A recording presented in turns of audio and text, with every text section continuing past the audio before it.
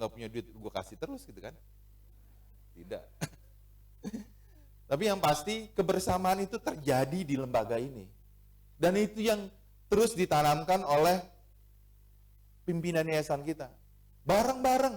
Kebersamaan itu apa? Contohnya, beliau masih sempat nengokin Pak Amin, ibunya ke kampung. Coba. Kemarin nengokin ke mana? Boyolali. Sama Umi ke sana. Ini kan luar biasa. Kekeluargaan yang dipupuk begitu besar. Ini memang tradisi ini yang terus dipertahankan. Saya memang juga belum bisa seperti itu. Tapi itu yang harus ditiru, harus kita terus tanamkan pada potensi pada diri kita semuanya.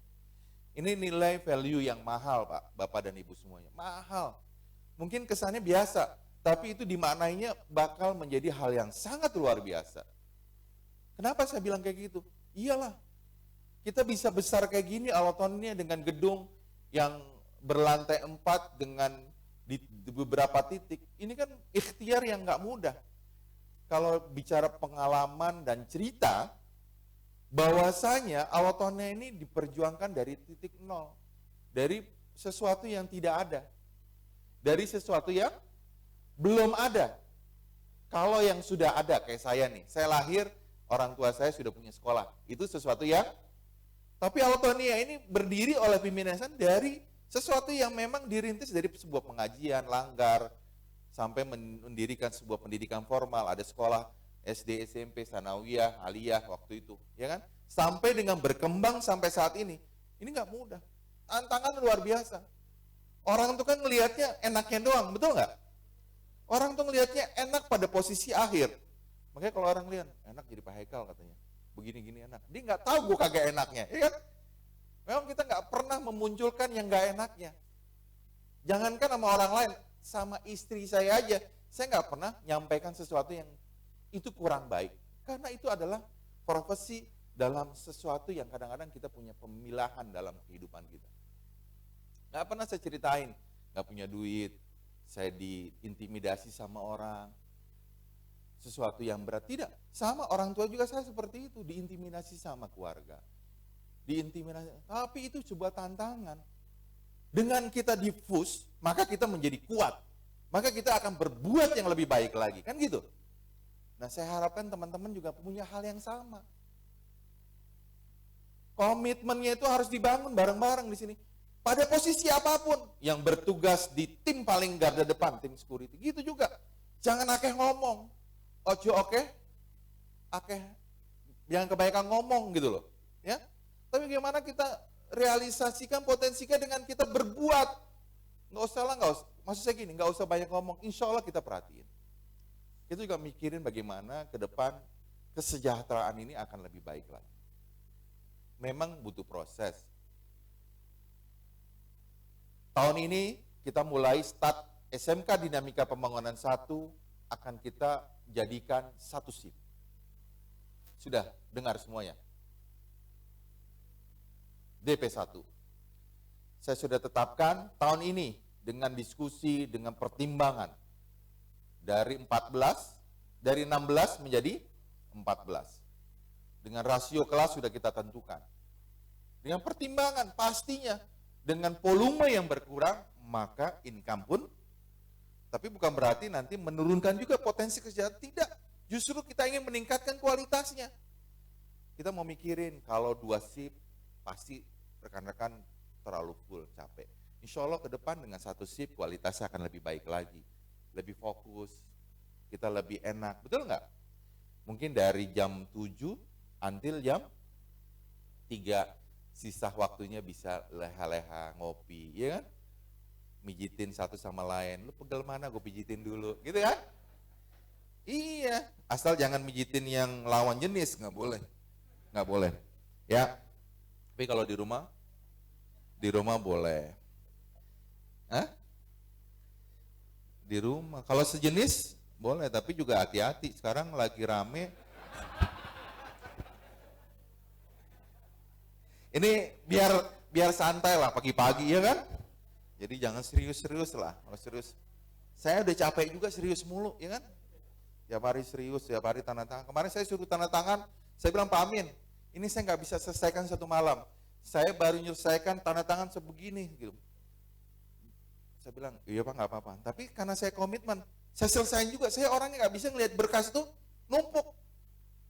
Saya bilang, Pak selesai. Kok selesai juga Pak? Selesai lah. Saya.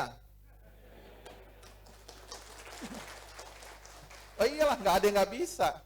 Saya paling nggak bisa di meja kerja saya Bu, baik di kantor dimanapun tuh ada sampah yang namanya kertas numpuk tuh nggak ada. Sebisa mungkin sebelum saya pulang, saya tanya sama staf saya, kalau masih ada, sampaikan infonya itu ke saya. Saya balik ke kantor, ya kan? Saya balik ke kantor, saya rapiin. Jangan sampai, saya kan pikir gini, kita nggak pernah tahu umur kita. Saya pengen semua yang saya jalani selama satu hari itu tuntas, tas. Jadi tidak ada PR lagi. Jadi bersih. Makanya kalau yang bersihin meja saya, Pak enak Pak katanya. Iya enak lah, gue nggak ada tuh ngelap, mindahin ini lain nggak ada. Gitu. Tuh, mudah-mudahan ini menjadi inspirasi buat teman-teman semua. Ya, makanya meja saya pernah kan singgung meja di ruang guru jangan kesannya kumuh, ya kan? Ada piring, ada gelas, entar sebelahnya ada PR lain, jangan. Kalau perlu jangan nunggu dibenahin sama orang, kita benahin sendiri. Ya, ini kadang-kadang biasa di rumah sih ya, biasa dilayanin ya kan. Nunggu ntar dulu deh, nunggu yang lain diberesin, jangan. Kalau memang kita habis makan, rapiin, ya kan? Kan tidak salah dan mungkin banyak baiknya. Baiknya apa? Setidaknya tidak mengotori yang lain dan aroma bekas yang kita makan itu tidak mengganggu yang lain. Jadi nilai ibadah, ada value ibadahnya di situ. Ada sesuatu yang kita dapat. Dengan kita seperti itu orang di sebelah kita, karena kan kita duduk di ruang publik, betul nggak? Duduk bersamaan dengan yang lain, gitu. Ada kenyamanan. Wah enak ya di sebelahnya ini. Dia habis makan dia rapiin. Udah gitu makannya habis jengkol kan. Kalau jengkol kan pagi-pagi kan artinya nasi uduk di sini yang pakai jengkol kan berasa banget itu. Mantap. Baik Bapak dan Ibu semua, ini sekelumit ya berkaitan dengan apa yang hari ini akan dilakukan oleh rekan-rekan semuanya. Ini kurang lebih semuanya hadir semua ya? Hadir semua ya? Hadir Pak ya? Dinamika pembangunan satu ada PR yang berat karena sekolah vokasional yang sedang merintis menjadi sekolah unggulan. Kita ada pilot projectnya. Kita mau bikin yang namanya ruang apa? TEVA singkatannya. Ya, Teaching Factory. Teaching Factory. Teaching Factory. Seperti penggunaan bengkel yang sesuai dengan industri. Jadi intinya gini. Jadi sarana keterampilan tugas praktek sesuai dengan jobnya, gitu ya. Intinya gitulah gitu. Jadi itu yang kita sedang bangun, sedang kita rapikan di sentra PIK sana. Ya kita punya lahan, mudah-mudahan akan lebih baik lagi. Nanti juga di bawah, kita coba rancang di bawah ruang praktek otomotif, ruang praktek mesin perkakas, ruang praktek instalasi listrik, audio. Ini coba kita rancang nanti tidak di bawah, karena memang kurang humanis dan kurang healthy, kurang sehat juga gitu loh di bawah, karena tertutup ada di bawah gedung. Ya kita juga coba nanti atur seperti apa. Ini yang kita lagi rancang bangun kembali supaya nanti bisa lebih baik lagi. Memang alon-alon, tapi pasti kita akan lakukan itu, gitu loh. Supaya apa? Nanti ke depannya sekolah teknologi berbasis kejuruan ini memang harus menyesuaikan dengan perkembangannya. Memang PR yang berat. Kemarin saya diskusi sama Pak Mulyana. Pak Mul, betul. SMK Dinamika ini tidak hanya fokus kepada jurusan yang saat ini sedang kita jalani. Nah, ke depan kita harus menyesuaikan juga anatomi dan kebutuhan masyarakat dan kebutuhan yang saat ini berkembang pada kebutuhan masyarakat dan industri kekinian. Betul nggak? Kita harus lihat. Jangan kita masih buka sesuatu yang udah nggak laku. Betul nggak? pangsa perkembangan teknologi saja menyesuaikan. Coba dulu kita pakai kendaraan yang berbasis karburator, sekarang sudah injektor, malah sekarang sudah berbasis listrik, kagak pakai macam-macam, udah nggak ada instrumen-instrumen yang sifatnya manual, semua sudah baik sistem listrik elektronik kan gitu. Nah ini kemajuan teknologi yang ke depan harus disesuaikan. Orang sudah tidak lagi EV-Tech, orang tidak lagi VVTi, tapi orang sudah berbasisnya namanya listrik, betul nggak? Electronical. Bayangin aja basis motor sekarang. Handphone dulu kita lihat handphone, Bu. Kayaknya megang handphone tuh hal yang wah gitu kan. Megang Motorola tahun 98 tuh sama Ericsson itu udah paling barang, wih keren banget tuh, batu bata dipegang kan gitu. Pada saat itu, betul nggak? Pada zamannya, tapi until now, megang handphone kegedean, apa coba? Apa lu pegang itu gede banget, kan gitu. Kita pengen yang namanya smartphone itu, baik Android dan juga Apple, itu juga yang minimal tapi maksimal, betul nggak? Coba ibu-ibu nih yang kaum mudanya, megang handphone demen yang gede apa yang kecil? Saya tanya, sesuatu megang yang kecil apa yang gede? Hah? Yang gede? Hah? Jujur? Hah? Oh yang gede.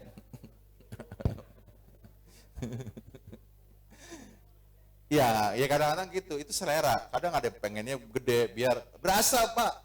Jadi kalau ada apa-apa nggak berasa ketinggalan.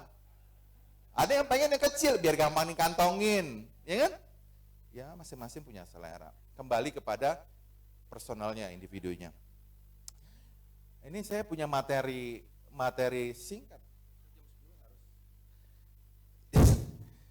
Oke, nanti saya mau ada materi yang saya kira penting juga buat saya, buat teman-teman semua. Sudah ya? Siapa yang ini? Kamu bisa nggak? Nah ini nggak siap ini. Kalau di kantor kayak gini saya, ya kan? Saya turun tangan, saya yang ini. Kalau bisa teman-teman jangan terulang kayak gini, ya. Kita harus siap dengan pada posisi apapun, pada kondisi apapun. Jadi suatu ketika saya pernah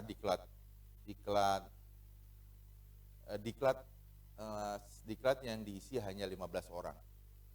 15 orang dan itu harus semuanya siap dan sigap pada posisi apapun. Wah itu, menjadi operator harus siap, jadi MC siap, jadi pokoknya diuji lah. Seminggu itu siap jadi apapun, gitu loh. Ya itulah uji nyali itu. Di saat yang nggak bisa ya dia ini apa? Ya tapi ya itu dilatih harus seperti itu. Baik. Rekan-rekan yang saya cintai, saya banggakan, saya berterima kasih betul. Alwatoni Aswadria 9 pada komponen dan lembaga-lembaga yang adanya sudah semakin membaik. Ya. Hari ini PPDB di SMK Dinamika Kembangan 1 sudah hampir di angka mencapai 200 lebih. Hah? Oh, berarti update saya belum ini. Jadi memori saya kemarin baru masuk di hari keberapa tuh 200 sekian. Saya sibuk tapi saya tetap walaupun saya nggak balas saya baca tuh. Kan saya masuk ke grup WA kan. Terus saya scroll tuh, wah si ini apa, siapa yang diem aja, nggak pernah komen ya kan. Ini apalin satu-satu. Dan kan saya save namanya, statusnya kan saya bisa lihat, oh sini statusnya begini, statusnya. Kalau di save kan kelihatan. Kalau yang nggak di save atau yang nggak mau ketahuan, ya kan, dia lock, dia kunci itu, ya. Tapi tetap aja bisa dilihat kan kita punya strategi lain. Oh iyalah, jadi pemimpin kalau nggak punya strategi diakal-akalin sama bawahan, betul nggak? Iya, tapi kan kunci-kunciannya saya nggak kasih tahu. Iya, ada yang kadang-kadang saya udah kirim pesan gini, dia udah baca, udah cuek banget, nggak mau balas, ya kan? Apa kayak gitu, respon kayak ya setidaknya menghargai kan gitu kan, adabnya gitu. Ya nggak apa-apa, ntar lu gue liatin, suatu gue cuek juga malu kan gitu. Enggak lah, saya nggak seperti itu. Baik rekan-rekan semua, ada materi yang mungkin nanti bisa bermanfaat buat kita semua di Lembaga Al-Watonia As-Sodriyah 9 berkaitan dengan budaya kerja. Setiap dari kita ini juga punya budaya. Tadi saya sampaikan, ada karakter budaya yang kita miliki di lembaga ini.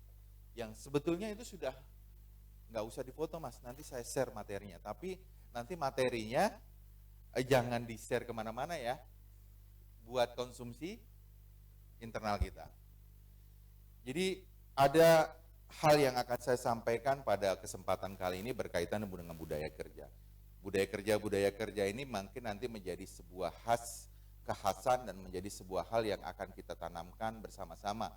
Dan insya Allah nantinya ini akan menjadi bekal kita semua ke depan menuju lembaga yang berkualitas, lembaga yang bisa berkompetisi, bersaing, sejajar dengan lembaga-lembaga lain dengan kebutuhan zaman yang memang terus dinamis. Betul nggak?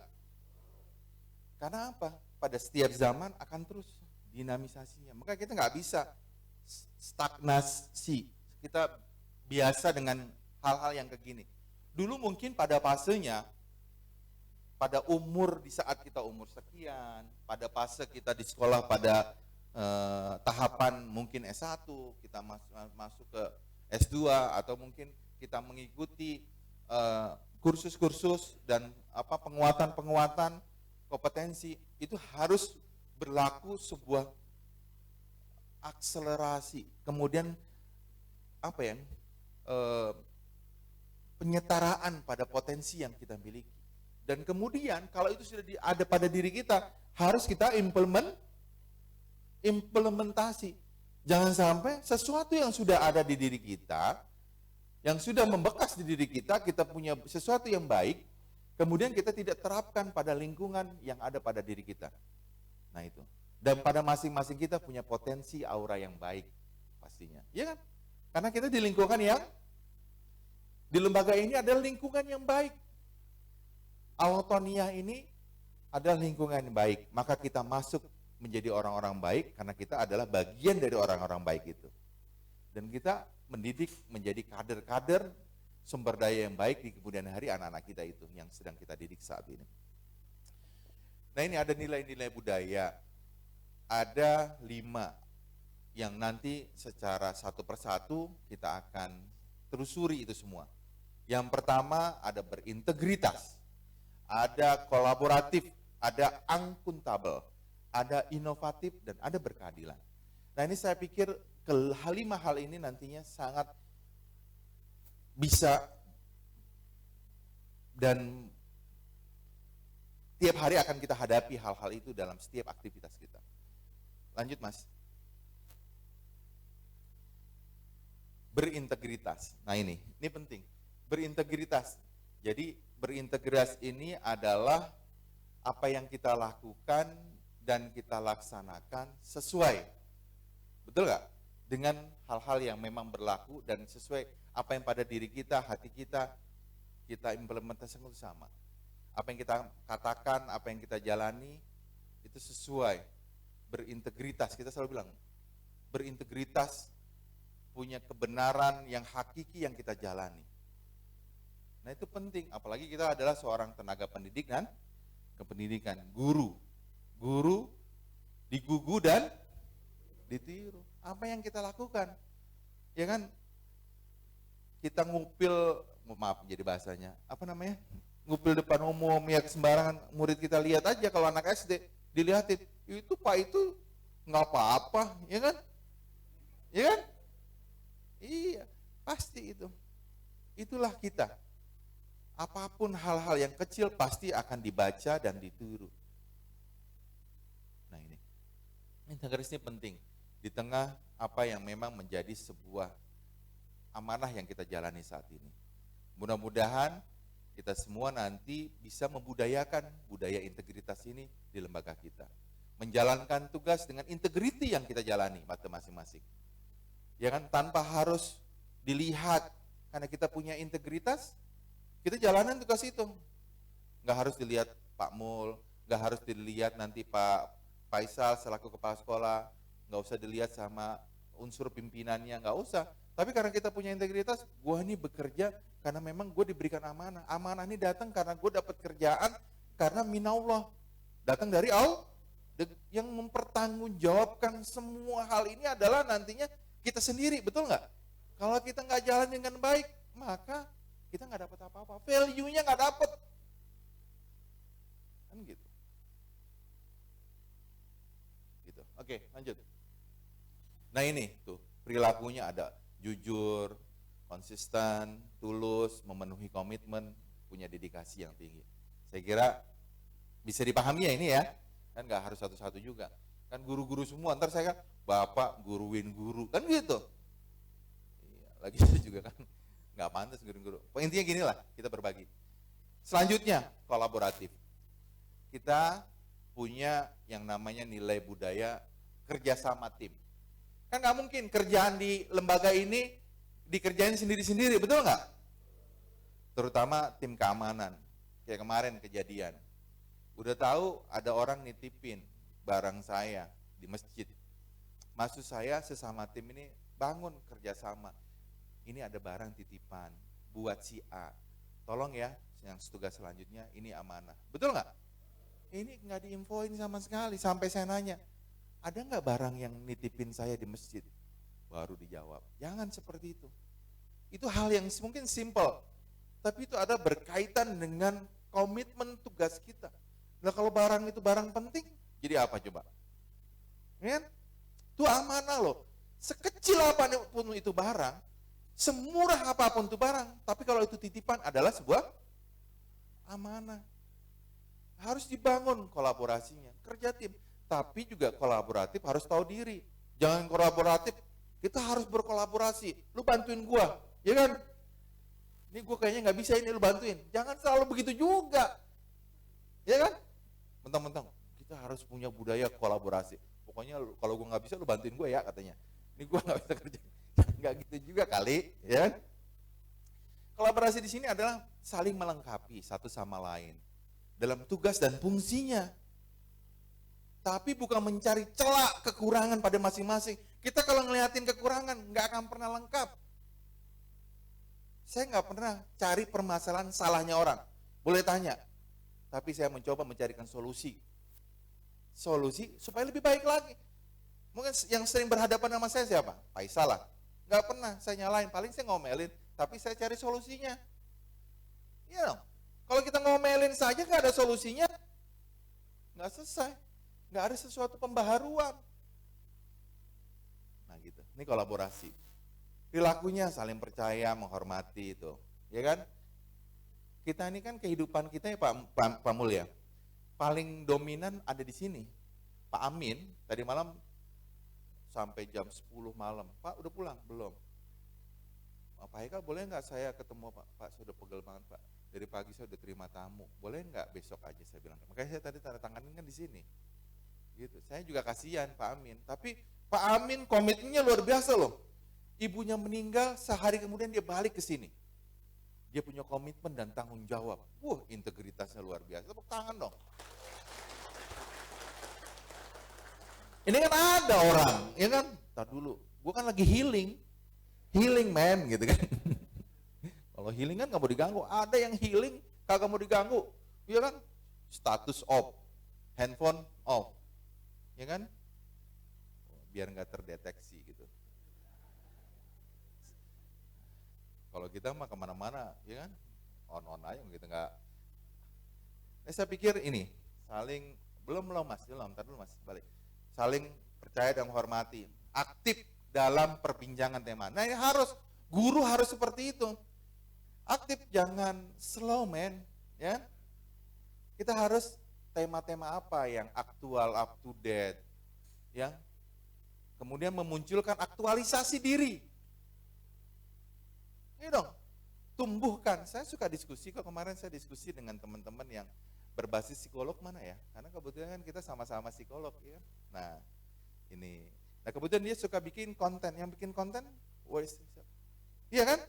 Ini selain basis ilmunya psikolog, tapi juga mahir, suka bikin konten, ya kan? YouTuber.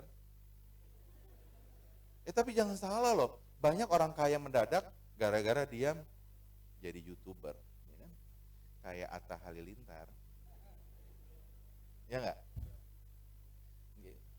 Ya teman kan dia bisa meramu konten itu terjual, orang jadi, ya saya bilang sah-sah aja selama itu memang memberikan sebuah hiburan buat orang lain, betul nggak?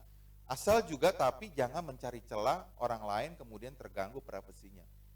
Ya, terlalu berlebihan juga, itu juga nggak boleh. Nah ini aktif tematik, ya iyalah diskusi kekinian. Jadi guru kayak gitu, sehingga apa? Aktualisasi. Ilmu ini kan tadi saya bilang dinamis. Jadi kita nggak bisa yang standar-standar aja. Murid-murid kita ini kadang-kadang lebih up to date, lebih aktualisasinya itu lebih ini loh. Ya kan? Tema-tema, wah ini gue mau ngajar apa ya? Duduk bareng, materinya apa gitu kan? Yang mungkin bisa kita kembangkan. Gitu, Pak Hakim, ya saya kira Pak Hakim ini kan orang yang tidak tua lagi dia. Sudah tidak tua lagi ya Pak? Hah? Hah? Kenapa ketawa? Ada something wrong about Pak Hakim? Enggak ada, Pak. Kenal apa kamu sama Pak Hakim? Enggak.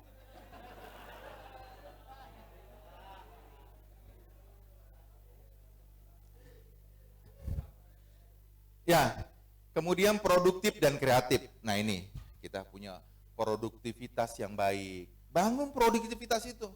Kreatif, iyalah harus kreatif. Bagaimana kita mengembangkan potensi yang ada? Enggak bisa. Menunggu sesuatu, tunggu komando dulu, baru jalan. Jangan.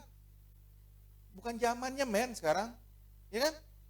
Kita harus produktif. Apa yang bisa dikerjain tanpa harus komando, tapi dikoordinasikan. Kreatif, iyalah. Apalagi dinamisasi keilmuan saat ini, itu penting. Mampu melakukan coaching dan mentor. Nah ini, ya adanya pengarah, ya kan? Mentornya ada, ya penting juga. Jangan nanti nggak tahu asbabul wurud dan asbabun nuzulnya, gitu. Kalau bahasa agama, ya. Oke, lanjut. Akuntabel, melaksanakan pekerjaan secara tuntas dan dapat dipertanggungjawabkan. Nah ini. Setiap tugas, setiap hal yang kita kerjakan akan dimintakan pertanggungjawab. Saya selalu bilang, proses kerja kita ini harus berbasis yang namanya proses yang baik dalam persiapan. Persiapannya baik, pelaksanaan yang baik, dan pelaporannya. Tahapan itu penting tuh, 3. Persiapan, pelaksanaan, dan ada persiapan yang benar-benar dipersiapkan dengan baik. Gitu loh. Pelaksanaannya juga seperti termonitor. Kemudian pelaporannya terukur. Ya harus terukur. Kalau enggak, melalui pelaporan itu kita bisa tahu bagaimana saat kita melakukan hal-hal yang telah kita lakukan, ukurannya itu seperti apa. Suksesnya seberapa jauh persentasenya, betul nggak? Nah itu. Jadi harus akuntabel. Dapat dipertanggungjawabkan, tuntas kerjanya tadi. Jangan setengah-setengah. Ibu-ibu juga nggak mau dikerjain nggak tuntas, betul nggak Bu? Bu, suka nggak? Hah? Kalau nggak tuntas, suka apa nggak? Enggak kan? Iya. Sesuatu yang tidak tuntas itu tidak mengenakan. Lanjut. Kok ketawa? Kenapa Bu? Jangan dibayangin. Oke. Perilakunya. Bertanggung jawab, profesional, transparan, cermat dalam bertindak, dapat diandalkan. Oke ya? Paham tuh? Oke. Lanjut. Oke. Inovatif. Punya misi yang juga budaya kerja kita inovasi. Punya inovasi yang baik. Nah ini dengan kepemimpinan yang baru, saya minta inovasinya. Ya Pak Min ya? Harapan saya seperti itu. Seperti apa yang akan dilakukan di tengah era yang sekarang digitalisasi. Dulu mungkin kita mau share info mengenai PPDB, cetak brosur yuk gitu kan. Berapa X lembar. Nah sekarang harus dirubah mindsetnya. orang duduk lebih banyak di kursi megang